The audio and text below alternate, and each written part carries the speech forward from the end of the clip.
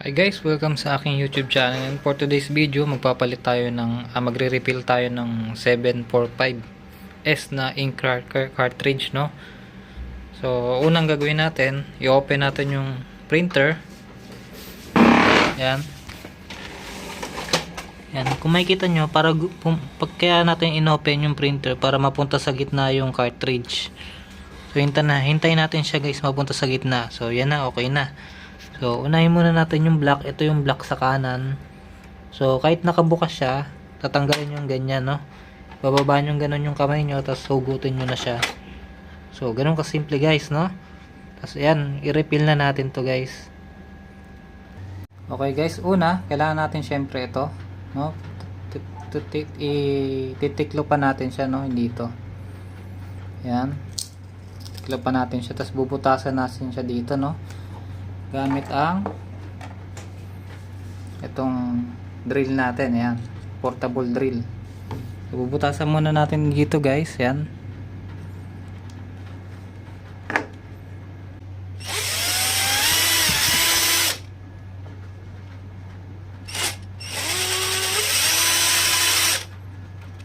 Ayan, pwede rin naman dito, no?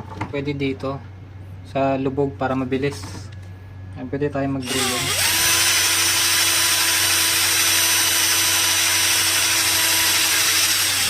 Hop. Pag ganun lumubog na guys, pwede na yan, no? Lumubog na siya. Ang gagawin natin, lilinisin muna natin siya, no?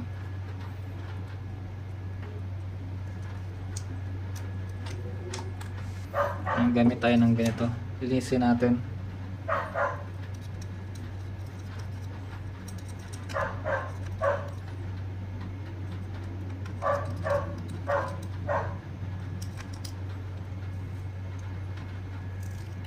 So yun, kung nakikita nyo, may butas na siya doon, no?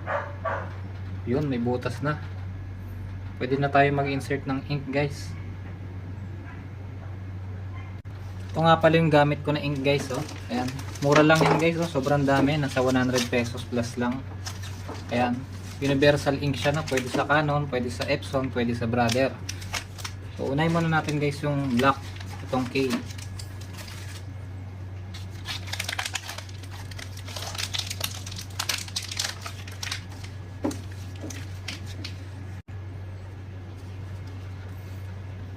Ayan guys, sa description guys yung link, no, kung saan mabibili to, i-check nyo na lang dyan, i-check out nyo na lang sa Shopee. Ayan, alugin muna natin guys, no, bago tayo mag-apply. Tapos syempre, kailangan natin ng syringe guys. Marami na ito nabibili sa pharmacy, nasa 6 pesos lang isa ng ganito. Ang sukat nito guys ay 5 ml. So, mura lang yan guys, no. Ayan, buksan. Kuha na tayo guys.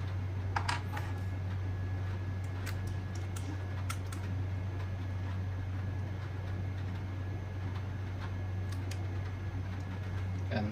Okay na siguro to, sapat na tong ganito. Tignan pa natin. Yan.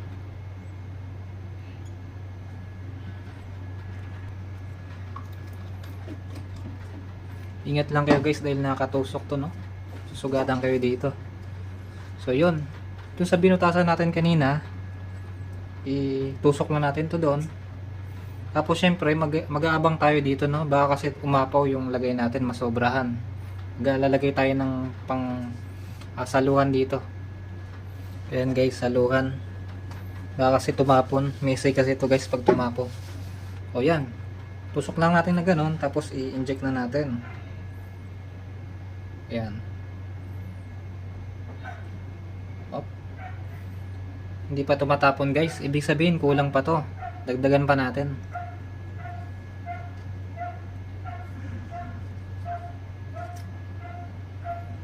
Okay. Make sure na ingatan natin to guys, no? Kasi madumi to. So kulang pa yan guys, dadagdagan pa natin, no? Grabe guys, sobrang laking tipid nung ganito. Biro mo, mga patak 25 pesos lang isang ganito. Sobrang laki na matitipid nyo guys. Kaysa bumili kayo ng cartridge na ganito, tagi 1,000 to. Kaya mas okay na yung refill guys. Ayan.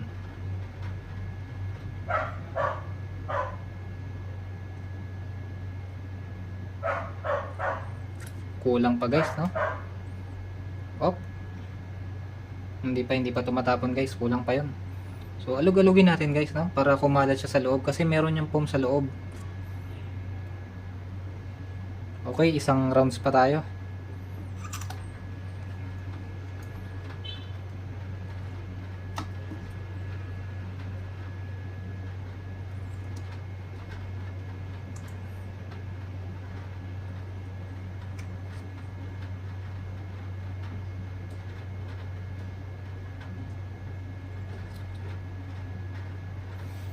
Bumibigat na siya guys. Sabihin nagkakalaman na siya. Dumadami na yung laman sa loob.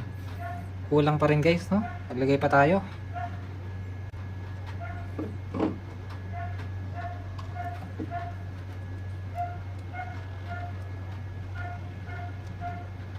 Papawin natin siya guys para punong-puno.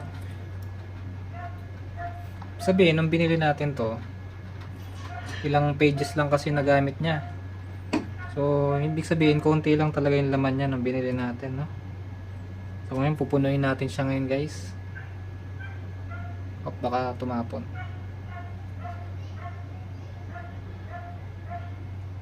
Op! Op, iya po. Ayan po, tumapon na. Ayan, guys, kita nyo, tumapon, no? Ibig sabihin, puno na siya, guys. Hindi na natin siya kailangan salinan. So, okay na yan, guys. Kailangan lang dito, guys, may tissue ka or may paidan ka. Kasi messy siya. Ayan. Sobrahan. So okay na pala yung 4, no? Grabe guys, sinugasan ko na pero ang hirap niya matanggal, oh.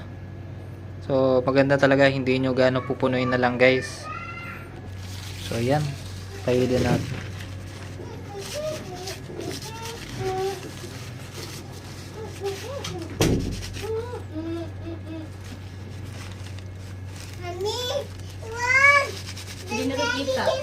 Hindi nakikita yung itim. Iusod mo doon konti. Oh, Mommy, that's a dog crazy, Mommy. But it's a berry. Nangy, doggy. Aso na mo. Mommy, ito aso. Ang sarado na natin. Ito aso. Guys, balik na natin siya. Ganyan lang balik yan. Ganyan. Tapos ipupush nyo pataas. Pag tumunog, okay na yon. Okay guys, dito naman guys, yung procedure naman, no? Ito yung color guys, no? Ayan. Tinaklo ba natin siya guys, no? Tapos kung makikita nyo guys, meron ng bilog-bilog yan, no? So ayun na yung guide natin, bubutasin natin siya, no? Yung tatlo yan, no? Dahil tatlong kulay yan, cyan, magenta, saka yellow. So ayun yung bubutasan natin guys, yung pinakabilog dyan. So yan na guys. Ayan. So, kailangan malinis na malinis guys, no? Pag magbubutas tayo, walang dumi. Para hindi pumasok yung dumi guys, no? Ayan, gamit lang natin dun guys, pang drill na tapos yung pang bakal na bala. Drill bit na pang bakal, no? Pwede rin sa plastic, no? Sa kahoy. Check nyo na lang guys sa description, no, kung saan natin nabibili yung ink. Ang ink natin, murang-mura lang yan guys. 100 pesos lang, 4 na. So saan ka pa? Sobrang dami pa guys, no? So yan, yun, nilagay ko na muna isa-isa to, no? Yung mga kulay natin, no? Itong cyan, magenta, saka yellow. Ayan. Yan, ready ko muna guys, no? Tapos saka natin i-inject. Unahin natin yung magenta. Dito sa taas yung magenta guys, no? Yan. Sunod yung yellow. Yellow naman dito sa kanan guys, no? Sa kanan baba. Tapos syempre yung cyan dito naman sa kaliwa. So yan, dinagdagan ko na rin guys ng yellow, no? So lahat yan guys, dinagdagan ko guys, no? Para pinunong-puno ko na siya. Ayan, kung makikita nyo, puno na lahat yan guys. So after nyan guys, yun, isasara na natin yan guys, no? Kailangan selyado para walang singaw guys, kasi pag may singaw yan, pwedeng matuyo yung ink sa loob. So yan, pagkabalik natin ng sticker, kailangan walang butas yan guys, no? Make sure na walang butas at lapat na lapat yung sticker para hindi matuyo yung ink sa loob. So yan na guys, ikakabit na natin yung colored natin, no? So, ganun lang. Yung pagkakabit natin yan, okay lang naman yan guys, no? Pwede kayong mag dito, pinutin nyo lang stop tapos magano na yan, initialize. Tapos dito mag-test na tayo guys ng colored. Ayan, mag-print tayo ng colored guys, high quality. Ayan. So pag may mga ilaw na ganun guys, i-disregard nyo lang yun guys, no? Okay lang yan kasi hindi naman kailangan yun, no? Pwede kayo mag printer alignment, so pero sa akin wala, okay lang naman guys. Naka-align na rin naman siya, ayan guys, oh. Ganda ng kulay guys. So yun lamang guys, maraming salamat sa panonood. Subscribe lang guys, pa-like na lang at pa-share para marami pa tayong matulungan sa tutorial na to. Maraming salamat guys.